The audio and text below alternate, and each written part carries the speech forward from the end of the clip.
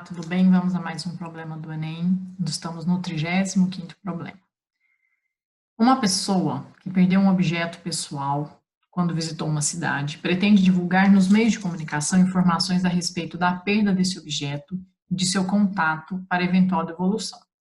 No entanto, ela lembra que, de acordo com o artigo 1234 do Código Civil, poderá ter que pagar pelas despesas do transporte desse objeto até a sua cidade e poderá ter que recompensar a pessoa que lhe restituir o objeto em pelo menos 5% do valor do objeto.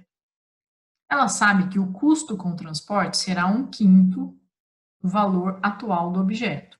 E como ela tem muito interesse em reavê-lo, pretende ofertar o maior percentual possível de recompensa, desde que o gasto total com as despesas não ultrapasse o valor atual do objeto.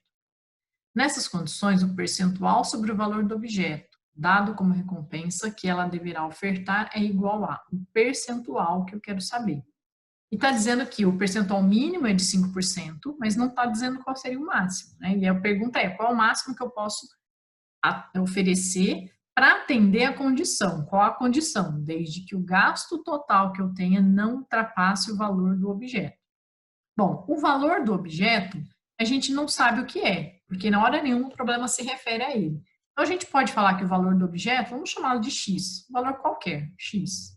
Lembrando que a pergunta do problema não é o valor do objeto, não é o X, ele quer o percentual. Então, aqui eu tenho outra incógnita, meu Y. A minha pergunta é sobre um certo percentual em relação ao valor do objeto que eu vou chamá-lo de X. O que eu sei da condição colocada aqui no parágrafo? O custo com transporte vai ser exatamente 1/5 do valor do objeto, então o valor do objeto sendo X, o custo com transporte é X dividido por 5. E eu ainda vou ter um custo possível da recompensa, e eu quero dar o maior valor percentual, que eu não sei quem é o Y, então eu vou dar Y% do valor do objeto, do valor do X. Isso é a minha recompensa, mais o que eu vou gastar com transporte, isso é o gasto total. E eu quero que esse gasto total não ultrapasse o valor do objeto. O valor do objeto é X. Mas não ultrapassar significa que tem que ser menor que o valor pretendido, mas pode ser igual também, né? Não ultrapassar só significa que não pode ser maior. Ele pode ser, então, todas essas minhas despesas têm que ser menor ou iguais ao valor do X. Tá? Pode sim ser igual nesse caso.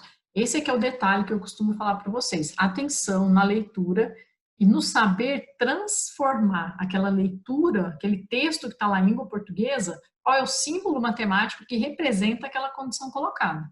Um erro aqui no símbolo pode levar você a uma interpretação errada de resposta, tá? Bom, eu tenho uma inequação que está com duas incógnitas, mas eu tenho essa mesma incógnita x, que é o valor do objeto, em todas elas, e eu sei que esse x não vai ser zero, né? Porque o valor do objeto ele não custa zero. Então, a gente pode dividir por x todos esses termos. Se eu dividir por x essa expressão, primeira parte x sobre 5, isso aqui vai virar 1/5. Se eu dividir por x, isso aqui fica y sobre 100.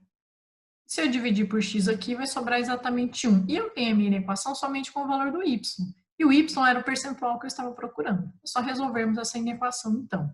Mínimo ali vai ser 500, vai ser 100, né? Podemos usar como 100. 500 seria excesso. Vamos colocar como 100, que é mais rápido. 100 dividido por 5 vai dar 20.